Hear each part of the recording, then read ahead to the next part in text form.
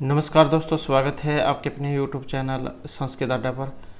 दोस्तों, आज की जो वीडियो है इसमें हम करने वाले हैं आपका जो सीटेट वाला जो एग्ज़ाम जो आपका आगे होने वाला है, तो इसके लिए हम जो पूर्व जो ये एग्ज़ाम हुआ था आपका 2022 में, तो वो वाला जो क्वेश्चन पेपर आज की वीडियो में हम यहाँ पर करने वाले हैं, संस्कृत वाला। और इससे आपको ये भी पता लग जाएगा अगर कोई नया कैंडिडेट है कि पिछले वर्ष जो है एग्ज़ाम में कैसे क्वेश्चन आए थे, क्या कुछ पूछा गया था। और इसी के आधार पर हमारे द्वारा पहले भी जो क्वेश्चन कराए गए हैं और सेम वैसे ही है, वेरी इंपॉर्टेंट कह सकते हैं आप, क्योंकि जो यहाँ पर गद्यांश है पद्यांश जो क्वेश्चन है सेम वही है, घूम फिरक कर जो उनको पूछ लिया जाता है। तो सभी के सभी क्वेश्चन यहाँ पर महत्वपूर्ण हैं। और अगर आप हमारी इनसे पहले वाली जो वीडियो उसको अगर आप देखना चाहते हैं तो इसे आप हमारे चैनल के प्लेलिस्ट में जाकर देख सकते हैं। और वीडियो शुरू करने से पहले अगर आपने अब तक हमारे चैनल को सब्सक्राइब नहीं किया तो सब्सक्राइब कर लीजिएगा। और आप हमारा जो टेलीग्राम ग्रुप है उसे भी आप ज्वाइन कर लीजिएगा। इनका लिंक आपको इस वीडियो के डिस्क्रिप्शन में मिल जाएगा। तो सबसे पहले जो है जब आप फॉर्म फिल करते हैं तो वहाँ पर आपको भाषा 1 और 2 सिलेक्ट करने का ऑप्शन आता है। तो जिसने भाषा 1 उसमें संस्कृत भरा हुआ है तो वो संस्कृत करेगा, 2 में 1 में हिंदी किया हुआ तो हिंदी जो आप कीजिएगा। तो वो आप देख लेना उसमें आपने लैंग्वेज 1 या 2 में से कौन सा सिलेक्ट किया हुआ है, क्योंकि बहुत से जो कैंडिडेट है यहीं पर गलती कर देते हैं। और अब की बार जो सीटेट का एग्ज़ाम होगा ये ऑफलाइन माध्यम से होगा। अभी तक तो जाए ऑनलाइन हो रहा था, तो अब की बार ये ऑफलाइन होगा। तो सबसे पहले जो है यहाँ पर इसमें जो गद्यांश आ जाता है, निम्नलिखित गद्यांश पठित्वा नव प्रश्न नाम उचित विकल्पम चित्वा उत्तराणि ध्यानी। तो यहाँ पर जो आपने इनके पहले ये गद्यांश पढ़ना है और उसके बाद इसके आंसर आएंगे। गद्यांश आपने एक बार में ही ध्यानपूर्वक पढ़ लेना है ताकि बार बार आपको गद्यांश ना देखना पड़े। इससे जो आपका समय भी बच जाएगा, क्योंकि एग्ज़ाम में जो एक जो मिनट जो होता है वो बहुत कीमती होता है।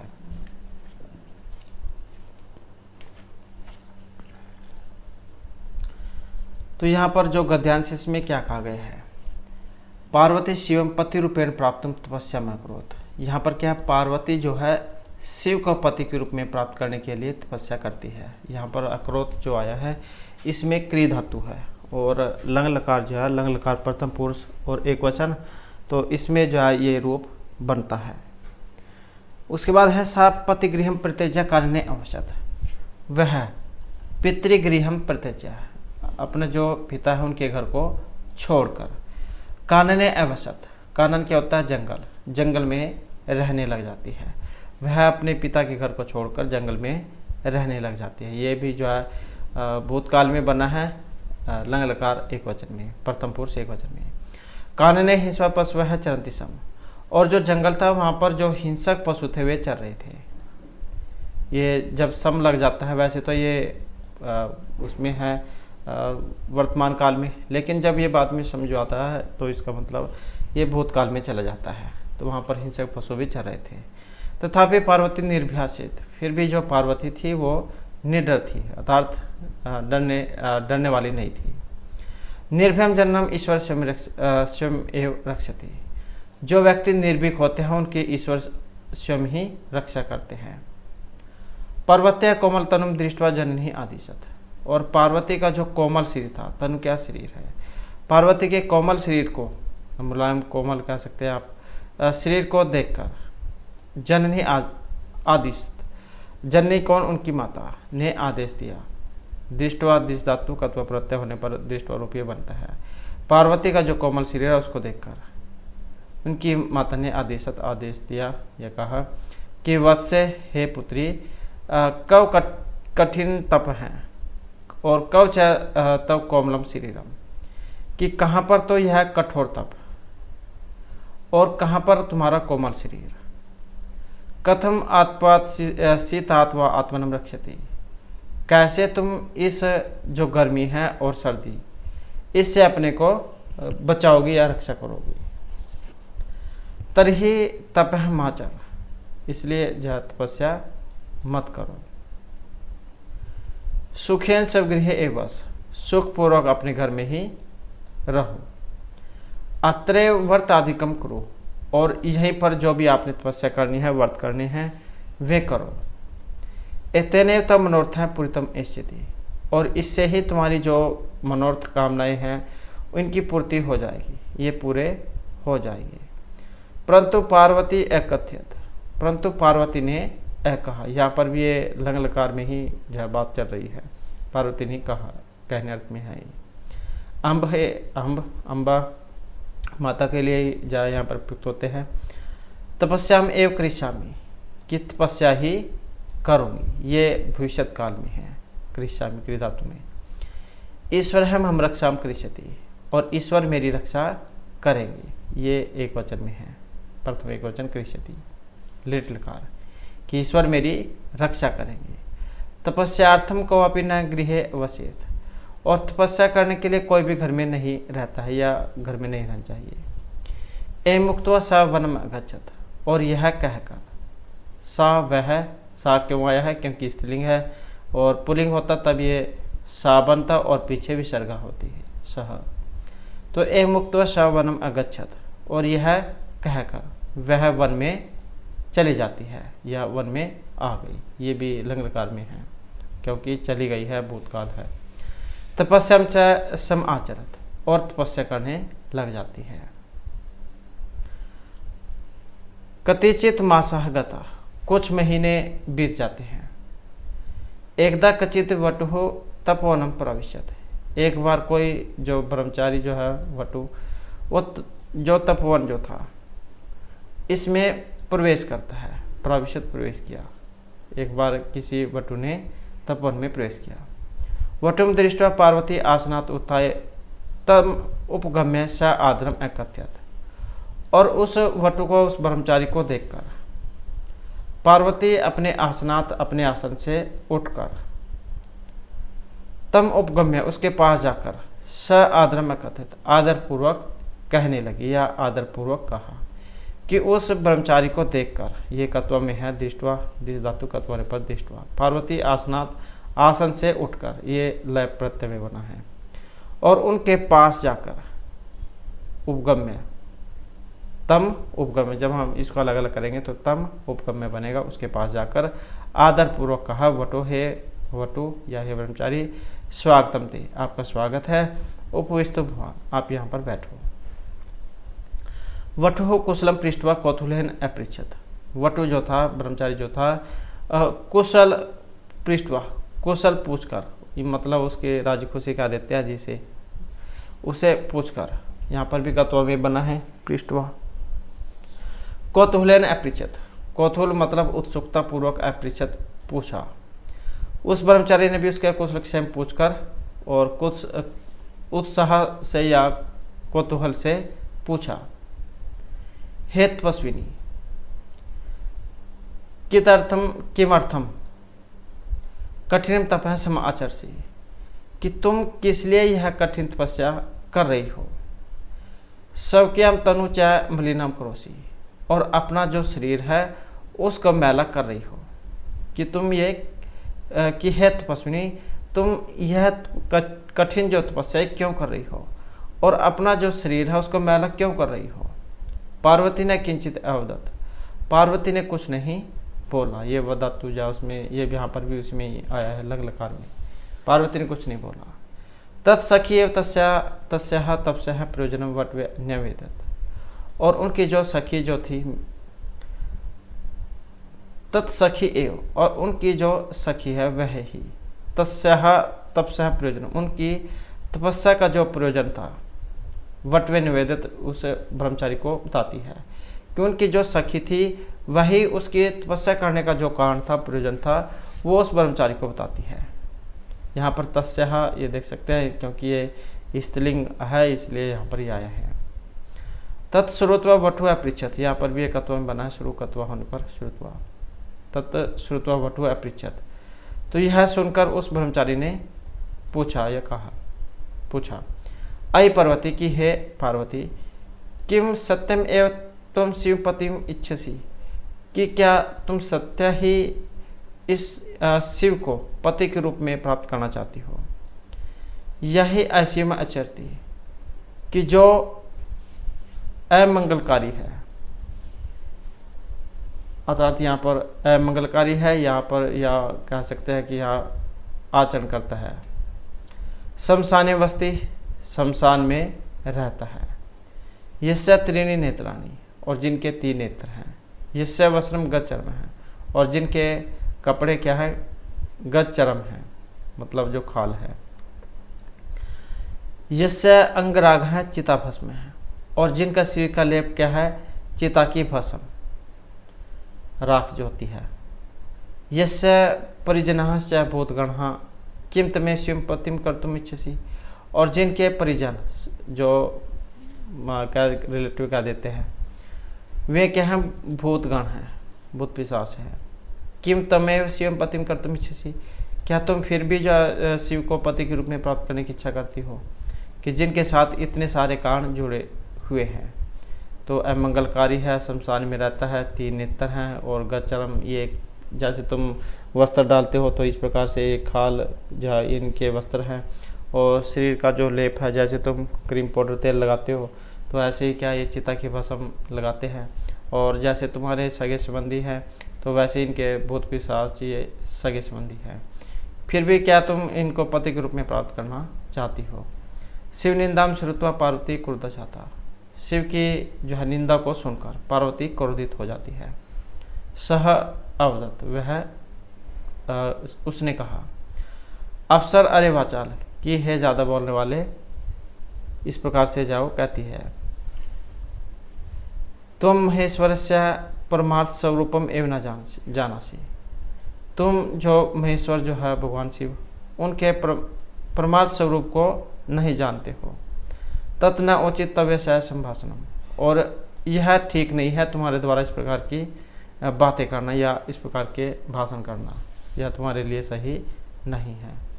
एहि मुक्त्वा यदा सा प्रस्थान उदिता, और इस प्रकार कहकर जब वह प्रस्थान करने के लिए तैयार होती है, मतलब जाने के लिए तैयार होती है, तावते शिव वटु रूपम परित्यज्य, और तभी शिव उस वटु रूप को छोड़कर तस्यः मार्गम अवरुद्ध्य, और उनके मार्ग अर्थात रास्ते को रोककर अवदत्त बोला, यह कहा कि जब ए मुक्त्वा, यह कहकर जब वह जाने के लिए तैयार होती है, तभी शिव उस ब्रह्मचारी रूप को छोड़कर उनके रास्ते को रोककर कहते हैं, पार्वती, हे पार्वती, प्रीतः अस्मि तव तपो भी इति, कि मैं तुम्हारी जो तपस्या है इससे खुश हो गया हूँ, प्रसन्न हो गया हूँ। तो इस प्रकार का जो है यहाँ पर इसमें ये शिव और पार्वती जो है इनका वर्णन यहाँ पर हुआ है। इसमें पार्वती जो है शिव को पति के रूप में प्राप्त करना चाहती है। तो इस प्रकार ये गद्यांश है, आपको समझ में आ गया होगा। और अब जो यहाँ पर जो इसमें से जो क्वेश्चन आंसर हैं वे फिल करने आ जाते हैं। तो जिसमें प्रथम जो क्वेश्चन है, पार्वती केन हेतुना पतिगृहम परित्यज्य कानने अवसत, पार्वती किस कारण से पितृगृह को छोड़कर, अपना जो पिता है उनके घर को छोड़कर जंगल में रहती है। सा शिवम पति रूपेण प्राप्त तपस्यार्थम कानने अवसत, वह शिव को पति के रूप में प्राप्त करने के लिए तपस्या करने के लिए जंगल में रहती है। पार्वती निर्भय थी, इसलिए अपने आप को खुश करने के लिए जंगल में रहती थी। माता की प्रेरणा से और तपस्या करने के कारण मातो प्रेरणा से तपस्यार्थम कान्य अवसत, यह माता की प्रेरणा से वह तपस्या करने के लिए जंगल में रहती है। भक्ति भाव परीक्षितुम तपस्यार्थम कान्य अवसत, यह भक्ति भाव की परीक्षा करने के लिए, तपस्या करने के लिए, भक्ति भाव की परीक्षा और तपस्या करने के लिए वन में रहती है। तो यहाँ पर पार्वती किस कारण से अपने पिता के घर को छोड़कर जंगल में रहना शुरू कर देती है। तो यहाँ पर जो सी आंसर है ऑप्शन ए वाला रहेगा, जैसे कि हमने इसमें पढ़ा था कि वह शिव को पति के रूप में प्राप्त करने के लिए ही तपस्या करती है। उसके बाद जो नेक्स्ट आ जाता है, अत्रे व्रत आदिकम कुरु वचनमिदम केनुक्तम, कि यहीं पर ही रहकर तुम व्रत करो। इस प्रकार के जो वचन थे ये किन के द्वारा कहे गए थे, पिता के द्वारा, भाई के द्वारा, माता के द्वारा या सखी जो है उनके द्वारा। ये संख्या होगा यहाँ पर, संख्या नहीं संख्या। तो ये इस प्रकार के जो वचन थे ये किसने कहे थे, और ये जो वचन जो थे ये इनकी माता के द्वारा कहे गए थे। तो कौन सा जो है ऑप्शन डी यहाँ पर इसका हो जाएगा कि यहीं पर रहकर व्रत करो। उसके बाद है पार्वत्य तपस्या प्रयोजनम बटवे कह या का न्यवेदित। पार्वती की जो तपस्या जो थी उसके करने का जो कारण था वो बटु को किन के द्वारा कहा गया था। तस्या माता वंचर हैं स्वयं पार्वती या पार्वती सखी ही। तो पार्वती की तपस्या करने का जो कारण जो था, जो उस ब्रह्मचारी को, उस बटु को जो बताया गया था, तो किसने बताया था, और ये जो यहाँ पर बताया गया था पार्वती तपस्या है प्रयोजनम बटवे, तो ये थी यहाँ पर उनकी सखी। तो कौन सा हो जाएगा ऑप्शन सी, क्योंकि उनकी सखी ने ही उनके बारे में बताया था। उसके बाद है शिव निंदा श्रुत्वा पार्वती का प्रतिक्रिया प्रदर्शित। शिव की निंदा को सुनकर पार्वती किस प्रकार की प्रक्रिया करती है। वह सकोपेन अभिभूता, क्रोध से भर जाती है, वन से चली जाती है, लाल रंग वाली हो जाती है, या हद संकल्पा अभवत। तो किस प्रकार की हो जाती है शिव की निंदा सुनकर पार्वती, और क्या है क्रोधित हो जाती है। तो क्या है यहाँ पर ऑप्शन ए इसका हो जाएगा। नेक्स्ट है वटो देश का आसित। वटो किस वेश में था, वटो वेश का आसित। वटो जो था ब्रह्मचारी जो था उसका वेश कैसा था, उनके रूप में कौन थे। शिव थे, नंदीश्वर हैं, शिवस्य गण हैं, या कार्तिकेय हैं। तो वटु के वेश में कौन थे, तो कौन थे, स्वयं भगवान शिव थे। तो कौन सा हो जाएगा ऑप्शन ए शिव हैं। नेक्स्ट है तपोभी तस्मिन पदे किम प्रातिपदिकम का विभक्ति की वचनम। तो ये जो तपोभी जो यहाँ पर शब्द जो आया है इसमें कौन सी विभक्ति कौन से वचन, तो ये आपने बताना है। तो किससे बना है तपोभी, तो ये तो एक तो जा तपोभी बहुवचन का है। अब ये बना कौन से में है, और ये जो यहाँ पर बना है जो ऑप्शन बी वाला है, तो तृतीय भक्ति और बहुवचन में। नेक्स्ट है तत् न उचितम तव्य संभाषणम वचनम इदम के नुक्तम। तत् न उचितम कि तुम्हारे द्वारा उनके बारे में ये इस प्रकार की बातें कहना सही नहीं है। तो ये जो वचन है यहाँ पर किन के द्वारा कहे गए थे, वटु वेस्तारिणा शिवेन, पार्वती, वंचर, या पार्वती सखी। कि तुम्हारा द्वारा उनके बारे में ये सही बोलने इस प्रकार के जो बातें कहना सही नहीं है। किन के बारे में, भगवान शिव के बारे में। तो इस प्रकार के जो वचन जो कहे गए थे ये पार्वती ने कहे थे कि वह तो जंगल में रहता है और राख बसम लगाता है और गज चरम धारण करता है। तो इस प्रकार की जो बातें थी। नेक्स्ट है उत्थाय इत्यस्मिन पदे का धातु हो विदिते। यहाँ पर एक शब्द आया है ये वाला उत्थाय, उठकर। तो इसमें धातु वगैरह कौन सी है, धा है, उथ है, उत्था है, या स्था धातु है। तो धातु जो यहाँ पर कौन सी है, तो इसमें ऑप्शन सी वाली रहेगी, स्था धातु है इसमें ठहरने अर्थ में।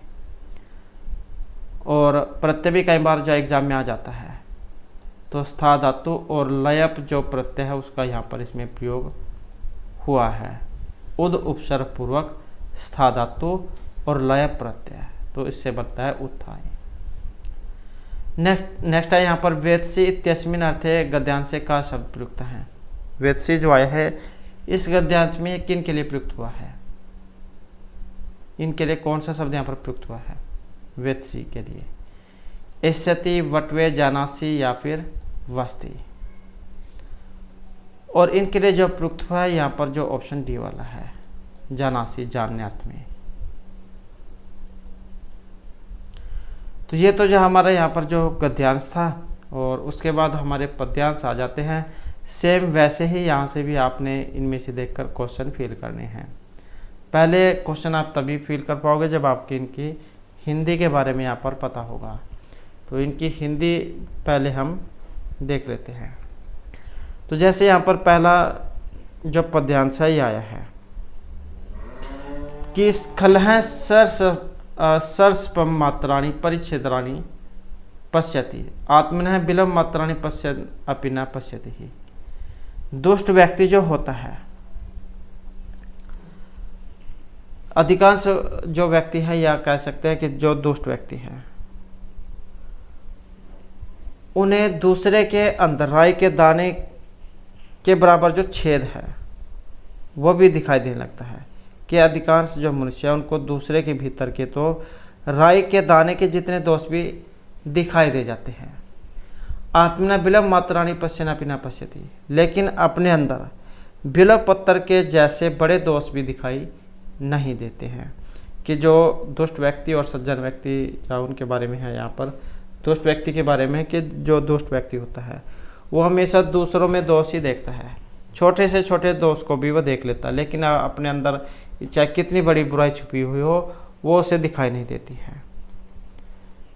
तो यही यहाँ पर कहा गया है कि वस्तु सज्जन व्यक्ति वही होता है जो परिच्छिन्न अन्वेषण में ऊर्जा नष्ट न करके निरंतर स्वयं के दोषों को ढूंढने और उनको सुधारने में लगा रहे।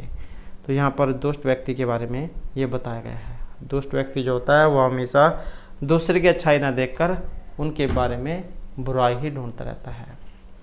उसके बाद नेक्स्ट आ जाता है सर्प दुर्जनियों मध्य वरम सर्प न दुर्जन है। सांप और दुष्ट व्यक्ति, इनके बीच में जो अच्छा है वो सांप है, न कि दुष्ट व्यक्ति। सर्पा दस्ती कालेन, सांप तो एक बार ही डसेगा, या सर्प तो समय पर ही डसता है, लेकिन दुर्जन है पदे पदे। लेकिन दुष्ट व्यक्ति जो होता है वो प्रत्येक पग पर, प्रत्येक जगह पर, या प्रत्येक कदम पर डसता रहता है। जैसे सांप है, सांप तो कभी कभार तभी डसेगा अगर उसे कोई हानि पहुंचाएगा, लेकिन दुष्ट व्यक्ति क्या होता है वो हमेशा कहीं ना कहीं जो है प्रत्येक स्थान पर या प्रत्येक कार्य पर क्या है कठिनाई ही पैदा करता रहता है। नेक्स्ट है चंदनम शीतलम लोके चंदनापि चंद्रमा, चंदन चंद्र मध्य शीतला साधु संगति ही। हमारा जो संसार है, ये जो संसार है, इसमें जो चंदन है इसे सबसे जो शीतल है ये माना गया है। इस लोक में अर्थात संसार में जो चंदन है इसे ही सबसे शीतल ठंडा माना गया है, और चंदन से भी जो ठंडा है वो चंद्रमा को माना गया है। चंदन चंद्रियोर मध्य, चंद्र और चंद्रमा, चंद्रमा और चंदन, इन दोनों के बीच में जो शीतल अर्थात ठंडी जो मानी गई है वो साधु संगति को माना गया, अर्थात जो सज्जन व्यक्ति जो होते हैं उनके साथ को माना गया है। कि चंदन शीतलम लोके, इस संसार में चंदन को सबसे शीतल माना गया, ठंडा माना गया, लेकिन चंदन से भी जो ठंडा जो है शीतल वो चंद्रमा को माना गया है। चंद्रमा और चंदन के बीच में जो ठंडा जो माना गया है ये साधु जो संगति होती है इनको माना गया है। वृथा वृष्टि समुद्रेशु वृथा तृप्तस्य भोजनम वृथा दानम समर्थस्य वृथा दीप दीवापी च। तो यहाँ पर भी जो अच्छा व्यक्ति या दुष्ट व्यक्ति ऐसे ही कह सकते हैं इनके बारे में है। जैसे वृथा वृष्टि समुद्रेशु, समुद्र जो होता है उसमें वर्षा करना बेकार है क्योंकि वो पहले ही पूर्ण है। वृथा तृप्तस्य भोजनम, ऐसे ही जो पहले संतुष्ट है, रजा हुआ है, उसको भी भोजन देना व्यर्थ है, क्योंकि जो व्यक्ति भूखा होता है वही उसके मूल्य को जान सकता है। जो भूखा है वही उसके मूल्य को जानेगा, लेकिन जो रजा हुआ है, पहले ही संतुष्ट है, तृप्त है, वो जो उसके आगे कैसे ही भोजन रख दिया जाए उसमें भी वो दोष ही निकालेगा, क्योंकि वह पहले ही पूर्ण है। वृथा दानम समर्थस्य, ऐसे ही कोई जो पहले ही समर्थ है, या कह सकते हैं कि पहले धनवान है, और उसको कोई जाकर कुछ दान दे तो वो भी बेकार है, क्योंकि वो तो पहले ही पूर्ण है, उसके पास पहले ही पैसे हैं, तो उसको भी दान देना बेकार है। वृथा दीपा दीवापी च, जिस प्रकार से दिन में दीपक जलाना या सूर्य को दीपक जलाना या दिन में दीपक जलाना, तो यहाँ पर जो है ये जो पहले ही पूर्ण व्यक्ति जो होते हैं उनके बारे में है। कोई समय है या किसी वस्तु की कदर वो ये जान सकता है जिसे उसकी जरूरत हो। समुद्र में वर्षा का कोई मतलब नहीं है, और ऐसे ही जो व्यक्ति पहले ही तृप्त है, पहले जिस रजा हुआ है, उसको भी भोजन का मूल्य पता नहीं। ऐसे ही जो कोई व्यक्ति पहले ही समर्थ है, धनवान है, उसको भी दान देना बेकार है, क्योंकि वह भी उसके मूल्य नहीं जान सकता है। ऐसे ही जैसे दिन में आप अगर दीपक जलाते हैं, क्योंकि दीपक का जो मूल्य है वो रात को ही है। उसके बाद है सर्दी न वर्षति गरजति वर्षति वर्षा सुनी सवन मेघ है नीचे वदति न क्रूते न वदति सूजन क्रोती है। तो यहाँ पर जो सज्जन व्यक्ति या जो बादल जहन के माध्यम से यहाँ पर इसमें बताया गया है कि सर्दी न बरसती गरजती, कि सर्द ऋतु के जो बादल होते हैं, शीत ऋतु के जो बादल होते हैं वो गरजते हैं लेकिन वर्षा नहीं करते हैं। और वर्षती वर्षासु निस्वन मेघ हैं, लेकिन जो वर्षा ऋतु के जो बादल होते हैं वो गरजते नहीं हैं, वर्षा करते हैं। ऐसे नीचे वदती न क्रूते वदती सूझना क्रूती। जो दुष्ट व्यक्ति जो होते हैं, जो वो कह देते हैं वो करते नहीं हैं, लेकिन जो अच्छा व्यक्ति होता है वो जो नहीं कहते उसको कर देता है। कि यहाँ पर आपने पढ़ा भी होगा कि जो गरजते हैं वो बरसते नहीं, इस प्रकार की बातें कही जाती हैं। तो यहाँ पर जो है अच्छे व्यक्ति दुष्ट व्यक्ति इनके माध्यम से ये बताया गया है कि जो सर्द ऋतु जो होती है इसमें जो बादल गरजेंगे वो वर्षा नहीं करेंगे, और जो वर्षा ऋतु में जब वर्षा होगी तो वो गर्जना नहीं करेंगे। ऐसे ही दुष्ट व्यक्ति है जो किसी बात को कह देते हैं वो करते नहीं हैं, और जो अच्छे व्यक्ति होंगे वो उस काम को कर देंगे लेकिन बताएंगे नहीं। तो इस प्रकार से यहाँ पर जो ये पद्यांश है, और अब इनके क्वेश्चन आंसर आ जाते हैं। तो जैसे पहला क्वेश्चन है यहाँ पर परिच्छिद्राणि इत्यस्य शब्दस्य क्या भाव होता है।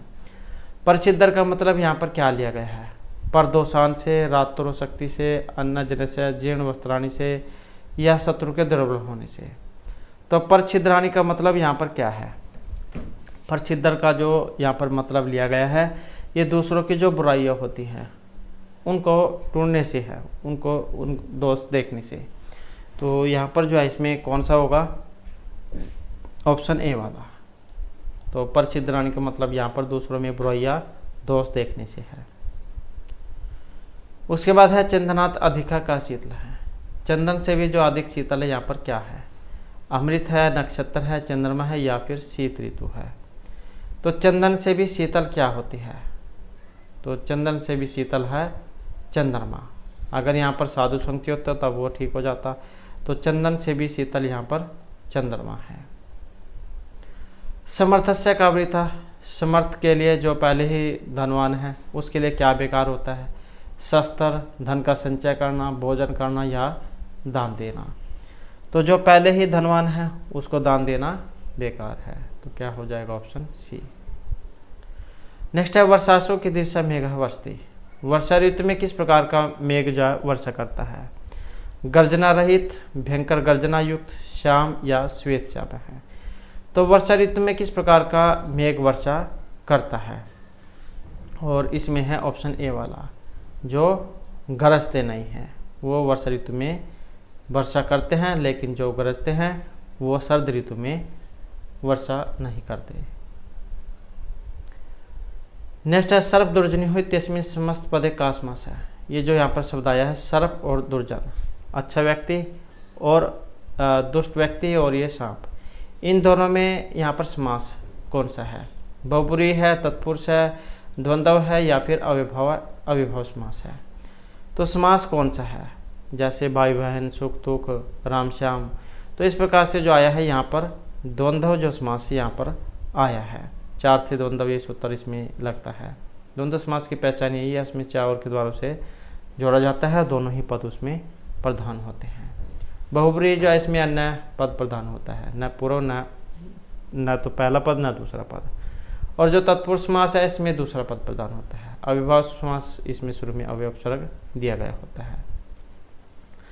उसके बाद आ जाता है सर्प मात्राणी परिच्छिद्राणी, अत्र अलंकार है क्या है, दूसरे के अंदर जो है बुराई देखना, कैसे, राई के दाने के समान, राई के जो दाना है उसके समान जो दूसरे में बुराइयाँ हैं, छेद है, वो भी दिखाई देते हैं। इस प्रकार का जैसे हमने पद्यांश पढ़ा था। तो अलंकार है यहाँ पर उत्प्रेक्षा, श्लेष, रूपक या उपमा अलंकार। तो अलंकार कौन सा है यहाँ पर? तो यहाँ पर जो है इसमें उपमा की गई है, ये राई के दाने से है, तो यहाँ पर ये इसमें जो है अलंकार रहेगा, उपमा अलंकार, उपमान और उपमेय में तुलना। उसके बाद है यहाँ पर मातृभाषा आश्रिता बहुभाषिता समर्थयति यत्। तो ये जो इसके बाद जो आपके पैडागोजी या उसके भी क्वेश्चन एग्जाम में आपके पूछे जाएंगे, तो फिर यहाँ पर जो पैडागोजी वाले क्वेश्चन जो है ये आ जाते हैं। तो मातृभाषा आश्रित बहुभाषिता समर्थयति, सर्वे बालका विद्यालय शिक्षा मातृभाषायां गृह भाषां व प्रारभ्यन्ते, सर्वे बालका विद्यालय शिक्षा राज्य भाषायां प्रारभ्यन्ते, सर्वे बालकाः विद्यालय शिक्षा आंग्ल भाषा गृह भाषायां प्रारभ्यन्ते, या सर्वे बालकाः प्रथम भाषारूपेण हिंदी पठन्ति। तो सभी छात्र क्या विद्यालय शिक्षण क्या किस में करते हैं? शुरू मातृभाषा में ही यहाँ पर जो शिक्षण है करने के लिए कहा जाता है। तो कौन सा हो जाएगा यहाँ पर? ऑप्शन ए वाला। तो मातृभाषा में ही शिक्षण करने के लिए सबसे पहले कहा जाता है, क्योंकि इसमें बच्चा या उसकी पकड़ जो अच्छी होती है, तो इसलिए मातृभाषा में ही सबसे पहले शिक्षण प्रारंभ करने के लिए कहा जाता है। नेक्स्ट है राहुलाचालकास्ति स बिहार प्रदेशात् केरल प्रदेश पर्यन्तं यात्रां करोति, षण्मासेषु तेन सुष्ठु मलयालम भाषा शिक्षिता, एतत् किं कथ्यते? भाषा अधिगम, भाषा परिचय, भाषा कार्यक्रम है या भाषा अधिग्रहणम। तो यहाँ पर क्या है, राहुल जो लड़का है, चालाक लड़का है, वह बिहार प्रदेश से केरल प्रदेश की यात्रा करता है और 6 महीने के अंदर ही वह मलयालम भाषा को भी सीख लेता है। तो उसे यहाँ पर क्या कहा जाएगा? उसे कहा जाएगा भाषा का अधिग्रहण करना। तो एक भाषा की जानकारी रखने वाला यदि दूसरी भाषा भी सीख लेता है तब इसे भाषा अधिग्रहण अर्थात भाषा अधिगम कहा जाता है। नेक्स्ट आ जाता है एक का छात्र हैं भाषणस्य श्रवण काले भाषणस्य समेकित विचारान् गृह्णन्ति, सप्रति शब्दं ध्यानं न ददाति, श्रवणस्य स किं विधिं प्रयुक्ति ही। तो क्या है, यहाँ पर एक जो छात्र है, एक छात्र है भाषण से श्रवण काले भाषण से समेकित विचारण गृह्णन्ति। एक जो छात्र है जब कोई भाषण दे रहा है तो उसके भाषा के विचारों को ग्रहण कर रहा है, और प्रति शब्दम ध्यान न ददाति, और प्रत्येक शब्द पर ध्यान नहीं देता है। श्रवण की यह कौन सी विधि है? अधः ऊर्ध्व प्रक्रिया, ऊर्ध्व अधः प्रक्रिया, मुख्य शब्द से विभिन्न प्रक्रिया या संगति अभिज्ञान। तो भाषण सुनते समय प्रत्येक शब्द पर ध्यान न देना, ये किसके अंतर्गत आएगा? तो ये आएगा ऊर्ध्व अधः प्रक्रिया के अंतर्गत। तो भाषण सुनते समय प्रत्येक शब्द पर ध्यान न देना ऊर्ध्व अधः प्रक्रिया कहलाती है, और इस प्रक्रिया में विस्तृत विषय वस्तु में संक्षिप्त विषय वस्तु ग्रहण की जाती है।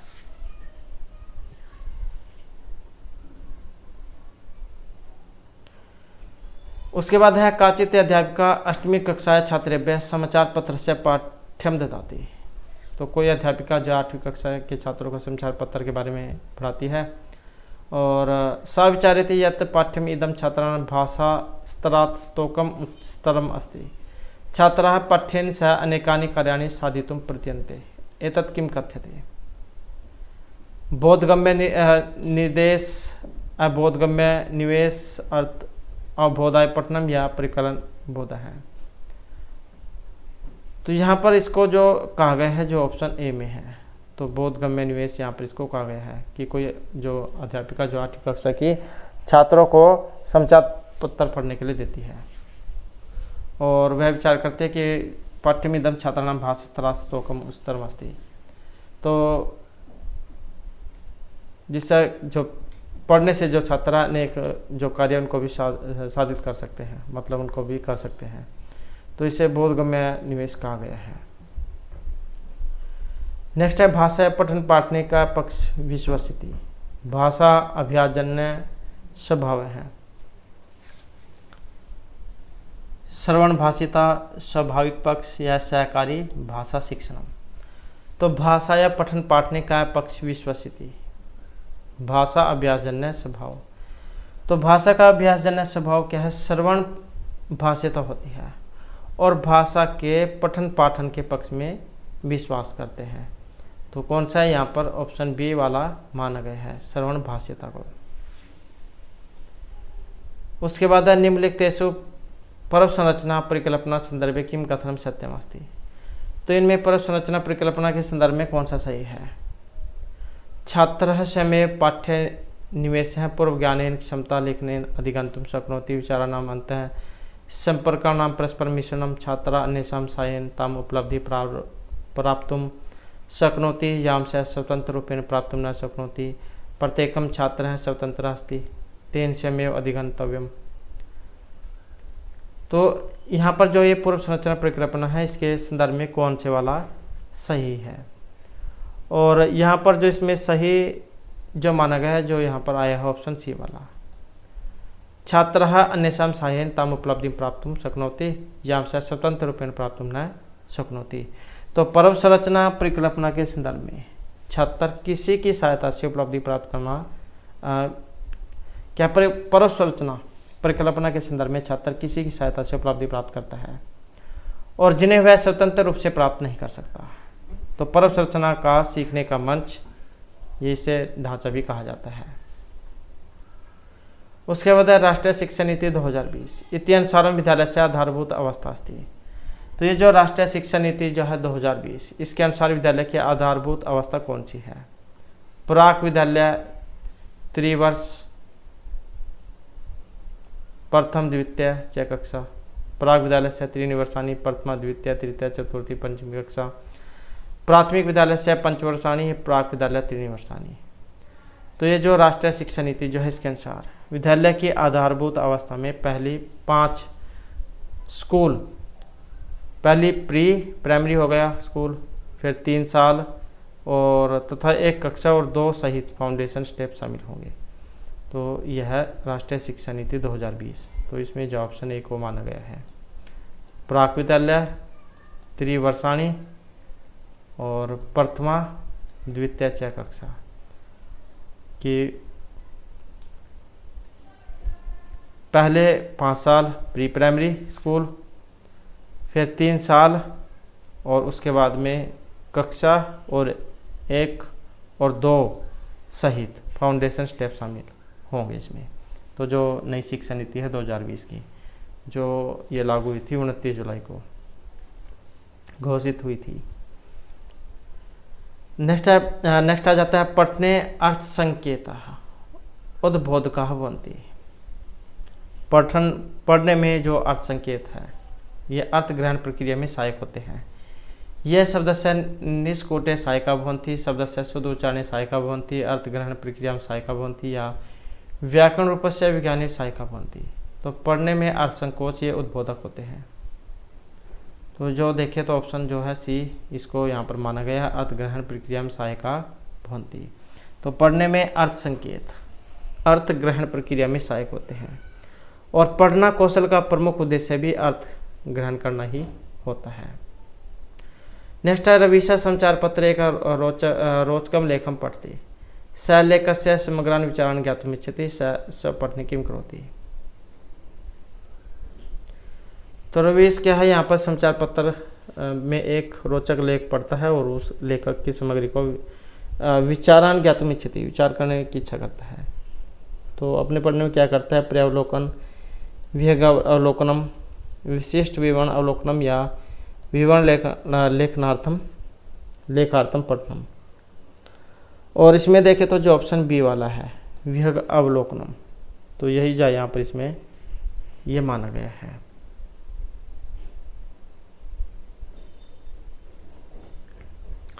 नेक्स्ट है ग्राह्य शब्द संग्रह किं भवति। येषां शब्दानां वर्तनी शुद्धः वर्तते गुण अस्य बोधका शब्दः लेखन भाषणे च अस्माभिः प्रयुक्ता शब्दः ते शब्दः यान् वयं श्रवणे दर्शने वा परिचिनुमः। तो ग्राह्य शब्द संग्रह किं भवति, और यहाँ पर देखें तो जो है ऑप्शन डी वाला, तो ते शब्दः यान् वयं श्रवणे दर्शने वा परिचिनुमः। तो भाषण के संदर्भ में शब्दों का जो अर्थ, जिन शब्दों का हम सुनते हैं, तो ग्राह्य शब्द संग्रह किं भवति, तो वे शब्द जिनको हम सुनते देखते हैं अथवा परिचित होते हैं, तो वे शब्द ग्राह्य होते हैं जिससे शब्द भंडार में वृद्धि होती है। उसके बाद है भाषण संदर्भ में किम कथनम निम्नलिखितेषु सत्यम नास्ति। तो भाषण संदर्भ के बारे में इनमें से कौन सा सही नहीं है। भाषणस्य अर्थास्ति शब्दानां शुद्धोच्चारणम्। अस्मिन् प्रश्नानाम् उत्तराणि प्रश्नानि च निहितानि सन्ति। भाषणस्य अर्थोऽस्ति वार्तालापे विचार विमर्शे च भागग्रहणं भाषणं धारापूर्वकं संगत्य वक्तुं योग्यता अस्ति। तो क्या है यहाँ पर जो ये भाषा संदर्भ इसके बारे में सही नहीं है। तो सत्य नास्ति कौन सा सही नहीं है। यहाँ पर देखें तो जो इनमें जो ऑप्शन बी वाला है, अस्मिन् प्रश्नानाम् उत्तराणि प्रश्नानि च निहितानि सन्ति। तो भाषण के संदर्भ में शब्दों का अर्थ उच्चारण धारा प्रवाह की योग्यता आवश्यक होती है, किंतु प्रश्न के उत्तर प्रश्नों में ही निहित नहीं होते हैं। नेक्स्ट है शब्द रूपस्य ज्ञानम वर्णनम सीमित अभ्यास से प्रयोगा च कथ्यते। तो शब्द रूप का ज्ञान वर्ण सीमित अभ्यास में प्रयोग ये कहे गए हैं। अध्यापकस्य व्याकरणम घोषणात्मकम ज्ञानम भाषा रूपम या प्रक्रियात्मकम ज्ञानम। तो घोषणात्मक जो ज्ञान है इसको कहा गया है, तो कौन सा हो जाएगा यहाँ पर ऑप्शन बी वाला। तो घोषणात्मक ज्ञान को वर्णनात्मक ज्ञान अथवा प्रस्तावनात्मक ज्ञान भी कहा गया है, और यह ज्ञान मूल भावनाओं से प्रकट होता है। नेक्स्ट है संचार पत्रे लेखास्ति यस्मिन् प्रस्तुति यत् अष्टमी कक्षा पर्यंतम परीक्षा न भवेयुः। ईदृशा लेखा किम कहते थे। संचार पत्र में एक लेखा है जिसमें कहा गया है कि 8वीं कक्षा तक परीक्षा नहीं होगी। तो इस प्रकार का लेख आप क्या कहेंगे, वर्णात्मक, तुलनात्मक, सम्यात्मक या रचनात्मक। तो इस प्रकार का जो लेख है उसको कहा गया है सम्यात्मक लेखनम। तो ये जो सम्यात्मक लेख है इसमें सर्वसम्मति से निर्णय लिया जाता है, फिर उसे संचार पत्र में छापा जाता है।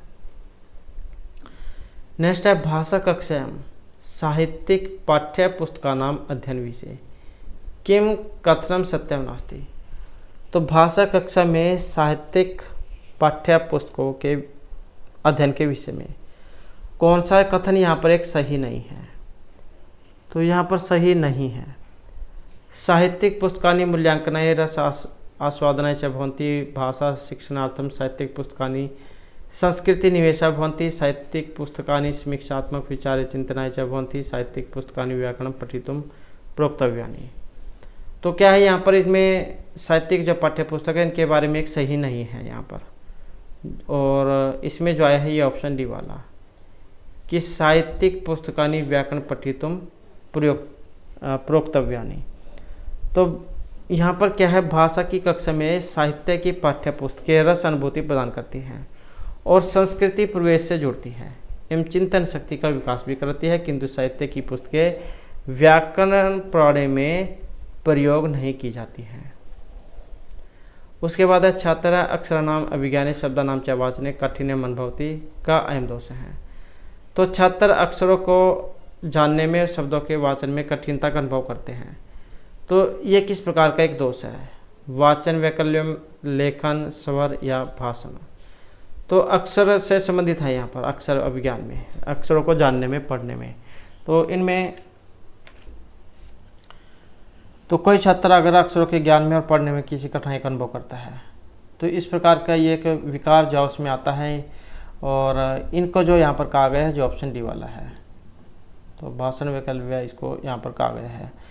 तो छात्र क्या है, अक्षरों के ज्ञान में और पढ़ने में कठिनाई का अगर अनुभव करते हैं तो यह वाचन क्या कहा जाएगा, सॉरी यहाँ पर जो, तो यहाँ पर जो है इसमें जो ये ऑप्शन जो है ए, इसका ये वाला हो जाएगा ऑप्शन जो है इसमें ए। तो ए जो है इसका यहाँ पर सही रहेगा, ये वाचन वैकल्य, क्योंकि इसी को डिसलेक्सिया जो कहा जाता है। तो छात्रों के जो अक्षरों के ज्ञान और पढ़ने में जो कठिनाई होगी उसी को कहेंगे हम डिसलेक्सिया। जबकि जो डिस्ग्राफिया है, डिस्ग्राफिया जो है ये लिखने संबंधी विकार है, और डिस्कैकुलिया ये गणित संबंधी विकार है। तो ये जो है इसका यहाँ पर से हो जाएगा ये। तो इस प्रकार से जो हमारी आज की क्लास और महत्वपूर्ण क्वेश्चन थे, और नेक्स्ट वीडियो होगी इसमें आपके लिए नए जो महत्वपूर्ण क्वेश्चन है वो लेकर आएंगे। और हमारे साथ अंत बनाने के लिए धन्यवाद।